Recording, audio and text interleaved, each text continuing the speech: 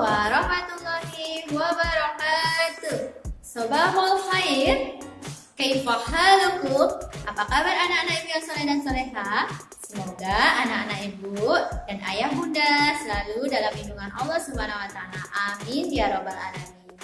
Baik anak-anak ibu yang soleh dan soleha, sebelum kita belajar, mari kita buka pelajaran dengan membaca lafaz basmalah. Bismillahirrahmanirrahim. Nah, baik anak-anak ibu yang soleh dan soleha, sebelum kita mulai belajar, mari kita bersenang-senang. Hari ini ibu akan memberikan lagunya tentang kisah Nabi Hud alaihissalam. Oke, ya ikutin ibu ya. Wahid, Isnan, Salasa. Nabi Hud utusan Allah menyeru kepada kaum Ad. Kaum Ad tak mau taat, akhirnya mendapat azab. Angin topan yang dahsyat, kekeringan yang hebat. Itulah sebab akibat karena tak mau taat. Nah, itu anak-anak ibu lagunya. Jadi anak-anak ibu, kaum Ad mendapat azab dari Allah karena tidak mau taat dengan perintah Allah. Nah, ibu yang soleh dan soleha, dengan anak-anak ibu belajar tentang kisah Nabi Hud, diharapkan anak-anak ibu yang soleh dan soleha bisa meneladani kisah Nabi Hud alaihissalam atas ketaatannya dan keberaniannya. Nah, baik anak-anak ibu, mari anak-anak ibu simak video tentang kisah Nabi Hud alaihissalam berikut. Kisah Nabi Hud alaihissalam. Setelah peristiwa banjir besar berakhir, Nabi Nuh dan pengikutnya memulai kehidupan yang baru dalam keimanan yang tinggi kepada Allah Subhanahu wa Ta'ala tanpa gangguan orang-orang kafir. Keturunan mereka kemudian menyebar ke berbagai wilayah yang luas. Ad adalah keturunan Nabi Nuh dan putranya Sam bin Nuh. Keturunan Ad kemudian dikenal sebagai kaum Ad. Kaum Ad bertumbuh tinggi besar, kuat, dan cerdas. Mereka tinggal di daerah dekat Yaman. Kaum Ad dianugerahi Allah daerah yang subur, sungai-sungai yang mengalir, kebun-kebun yang luas, dan hasil bumi yang melimpah. Kaum Ad pandai dalam tata kota dan pemerintahan. Mereka mahir membuat bangunan-bangunan tinggi, megah, dan indah dari gunung pasir di puncak-puncak bukit. Mereka juga membuat benteng-benteng yang kokoh dan saluran irigasi dan kolam-kolam. Ternak mereka pun berkembang dengan baik. Dengan anugerah Allah yang luas dan kerja keras mereka itu, kaum Ad menjadi makmur dan lebih maju dari kaum lainnya, serta lebih disegani. Hal ini membuat mereka sombong dan bermegah-megahan. Mereka menilai kemuliaan berdasarkan kekayaan dan kekuasaan. Pada mulanya, mereka adalah kaum beriman yang menyembah Allah. Lama-kelamaan, mereka mulai menyembah berhala dan patung-patung dari tokoh-tokoh mereka. Berhala yang mereka agungkan adalah Syamut dan Al-Hatar. Mereka menyerang kaum-kaum yang lain di sekitar mereka. Mereka selalu menang dalam peperangan. Mereka berlaku kejam dan sewenang-wenang terhadap para tawanan. Kehidupan sehari-hari mereka kemudian dipenuhi maksiat, penindasan kepada yang lemah, dan kedurhakaan kepada Allah. Di tengah masyarakat yang rusak itulah Nabi Hud alaihissalam diutus Allah untuk menyampaikan ajarannya. Nabi Hud berasal dari keluarga kaya dan terpandang di kalangan kaum Ad. Akhlaknya mulia, cerdas, dan tidak terpengaruh oleh kerusakan kaumnya. Setelah sampai perintah Allah, mulailah beliau berdakwah mengajak kaumnya untuk kembali menyembah Allah. Hai kaumku, sembahlah Allah, tinggalkanlah berhala-berhala itu. Aku tidak meminta imbalan kepadamu atas semua ini. Upahku hanyalah dari Allah.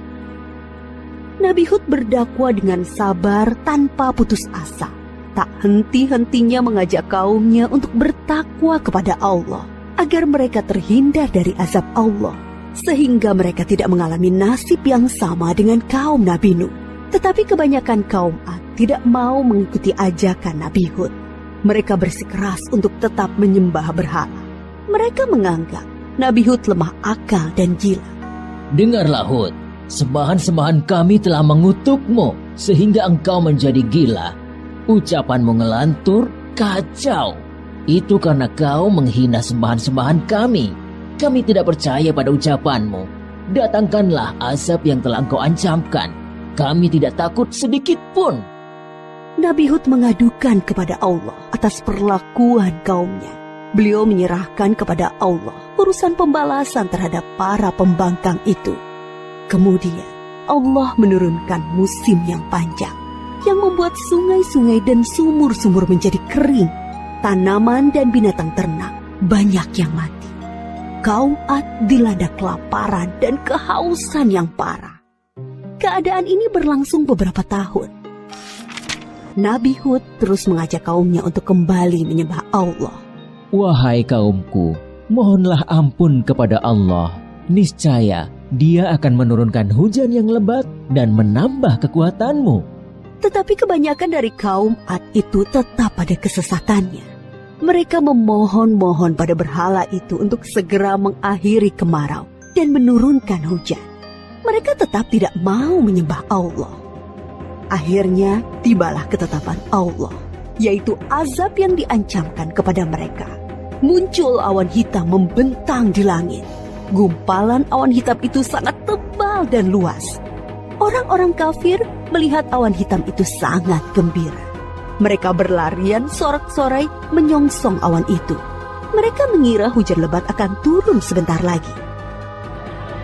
Sesembahan kita telah mengabulkan doa kita. Hujan akan turun. Kesengsaraan kita akan segera hilang. Ternyata dugaan mereka salah besar. Gumpalan awan itu adalah azab dari Allah untuk orang-orang kafir. Terdengar suara gemuruh yang menakutkan. Bertiup angin yang sangat kencang. Angin itu dingin sekali rasanya. Orang-orang yang semula berkumpul menyambut hujan menjadi panik berhamburan mencari perlindungan. Jerit tangis terdengar di mana-mana. Tolong! Oh, dingin sekali. Ampun! Aku tidak tahan. Tolong! Orang-orang itu putus asa dan menyesal. Tetapi sudah terlambat. Angin dingin itu bertiup luar biasa kencangnya. Selama 7 hari 8 malam. Menumbangkan apa saja yang dilaluinya. Pohon-pohon, gedung-gedung megah, rumah-rumah, patung-patung, berhala. Semua rusak porak-poranda. Setelah 7 hari 8 malam, topan itu berhenti. Negeri kaum Ad yang megah telah rusak binasa. Mayat-mayat orang kafir bergelimpangan di mana-mana. Tubuh yang tadinya gagah perkasa menjadi seperti batang pohon yang lapuk. Hanya Nabi Hud dan pengikutnya yang diselamatkan oleh Allah dari azab itu. Mereka kemudian hijrah ke Hadramaut, membangun kehidupan baru di sana. Mereka hidup sejahtera dengan beriman kepada Allah Subhanahu wa Ta'ala. Nabi Hud wafat di tempat baru itu. Kisah Nabi Hud mengajarkan kepada kita bahwa kekayaan, kepandaian, kekuatan tubuh yang dibangga-banggakan kaum Ad akhirnya musnah. Kesombongan dan kesesatan kaum mereka mengundang amarah Allah. Kita harus menjadi umat yang maju dan kuat, tetapi jangan meninggalkan keimanan dan ketakwaan kepada Allah. Nah, bagaimana anak ibu yang soleh dan soleha kisah Nabi Hud alaihissalam? Nah, luar biasa ya kisahnya ya nak. Nah, semoga anak-anak ibu dapat mengambil hikmah atau pelajaran, yaitu agar anak-anak ibu selalu taat dengan perintah Allah. Caranya yaitu dengan melaksanakan perintah Allah dan meninggalkan larangannya. Serta anak-anak ibu yang soleh dan soleha selalu bersyukur atas nikmat yang diberikan oleh Allah Subhanahu wa Ta'ala. Nah, baik anak-anak ibu, sampai di sini pelajaran kisah Nabi Hud alaihissalam. Kita tutup bersama pelajaran dengan membaca lafaz hamdalah, alhamdulillahirabbil alamin. Dan ibu akhiri dengan ucapan wassalamualaikum warahmatullahi wabarakatuh.